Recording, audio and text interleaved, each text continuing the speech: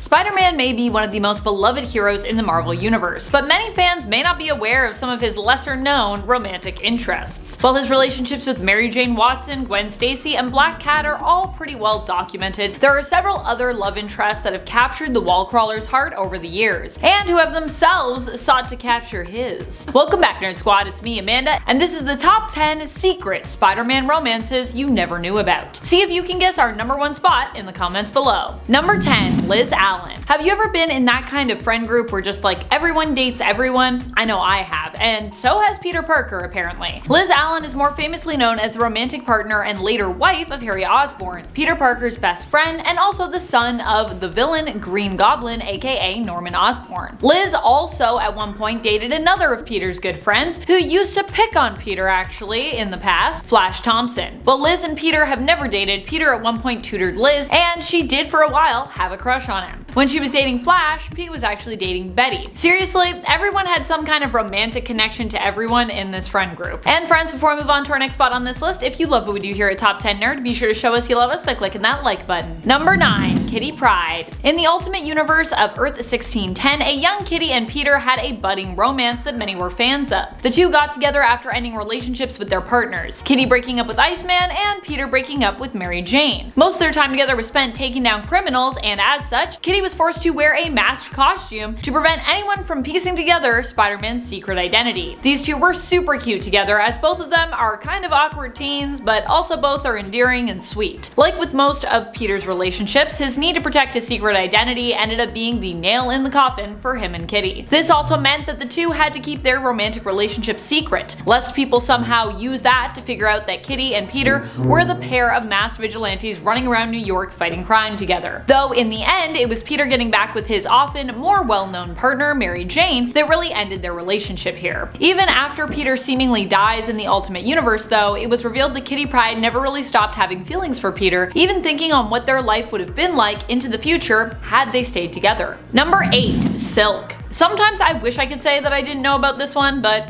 alas, I do. However, since this relationship is not as popularized in media, it's likely that there are quite a few out there who have actually never heard of it before. I'm sorry to burst that bubble, but here we go. Who is Silk? She is Cindy Moon. I actually love her as a character, but find her initial relationship with Spider-Man to be downright weird and also somewhat problematic. These two instantly had a very magnetic and physical attraction to one another. Spider-Man learned that Cindy Moon was another spider person / what is known as a spider totem who had been holed up in a bunker for years in order to protect her from the villain Morlun. He freed Cindy from the bunker. I mean, she could have left at any time really, but she didn't because, well, she knew what the risk would be, by giving her the information that Morlun had been defeated and was dead. Both immediately had a strong and unexplainable attraction to one another, which could in theory have been caused by the fact that it was revealed they were both bitten by the same radioactive spider, which both granted them their abilities. Cindy Moon retroactively made her first appearance way back when Peter got his powers. This moment was revisited during her first official appearance in 2014's Amazing Spider-Man series. She and Peter had a very physical attraction to one another during their time together, making their relationship one of the most awkward ones I have ever read. Although this has since been corrected and they are no longer together, Silk is still considered to be an ally of Peter's today. Number 7. Starling. Who is Starling?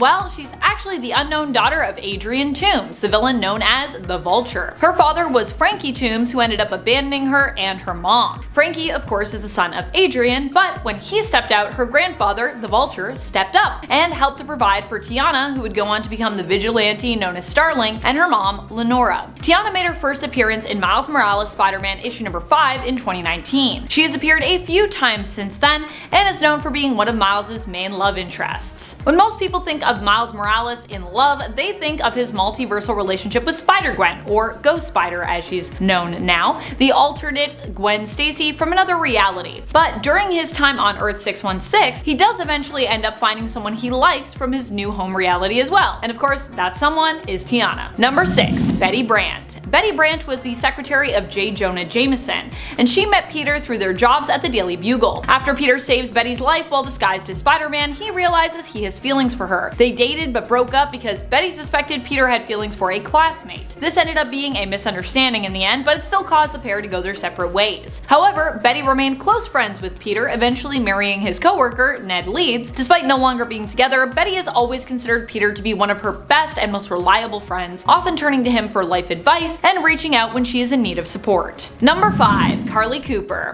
Carlie Cooper might be well known to fans who have read all of the Spider-Man comics, but to fans who are more casual, this is not a name you will probably recognize. After MJ and Peter's marriage was over and done with, Peter eventually did move on. Carlie was one of the first people he dated after he and MJ had gone their separate ways. Carlie was a forensic specialist. The relationship was somewhat slow to start, with them going on a few dates here and there pretty casually, before finally Peter committed to starting a new relationship with Carlie. Number 4. Silver Sable. These two never really got a chance to explore a relationship in the comics, but Silver Sable is definitely a love interest that has become popular with fans, in terms of who they would like to see Peter end up with. Popular enough that she appeared in the PS4 Spider-Man game DLC content Silver Lining, where sparks flew between the two of them. In the comics, Silver Sable is a well-trained mercenary and owner of the company Silver Sable International. Silver Sablanova is from the small fictional Eastern European country of Simcaria, and is known for being an ally of Spider-Man. Silver Sable only ever really flirted with Spider-Man and then revealed her feelings for him only somewhat when they both thought the world might be ending. Number 3. Captain Marvel, or as she was known then,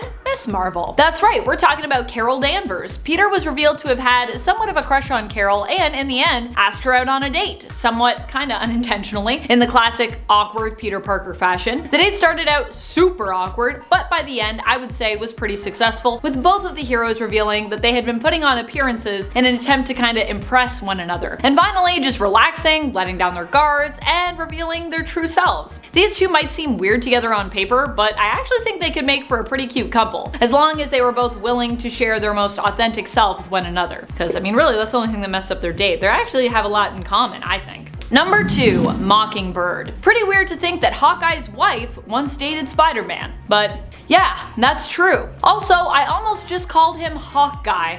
You know you've been reading too much of the Matt Fraction run of Hawkeye when. Although, then again, can you ever read too much of the Matt Fraction Hawkeye run? I don't think you can. Also, if you haven't checked out that series yet with David Aja's brilliant art, I highly recommend you do that. It's so good. Mockingbird and Peter teamed up a few times before they got together. While I feel like Bobby is a good match for Spider-Man in the sense that she can take care of herself, she's not as down to earth as some of his other love interests and doesn't fit as well with his often wisecracking attitude. So the pair didn't last too long in comparison to some of the other more well-known relationships for Spider-Man. Number 1. Kate Bishop. When you think of Spider-Man and romance, Kate Bishop is not usually the name that comes to your mind. But for this Hawkeye connection, we are not talking about someone that Clint Barton previously dated, but instead his protege, who is also known as Hawkeye, Kate Bishop. Well, at least that's how she's known in the main continuity. This version of Kate Bishop is actually not Hawkeye, hailing from the alternate reality of Earth 1610, so an alternate version of Kate Bishop. Here she ends up dating Miles Morales' Spider-Man, at least until her parents are revealed to be evil and basically kidnap him. That'll ruin a relationship, am I right? That's about it. Until next time, you stay nerdy, YouTube.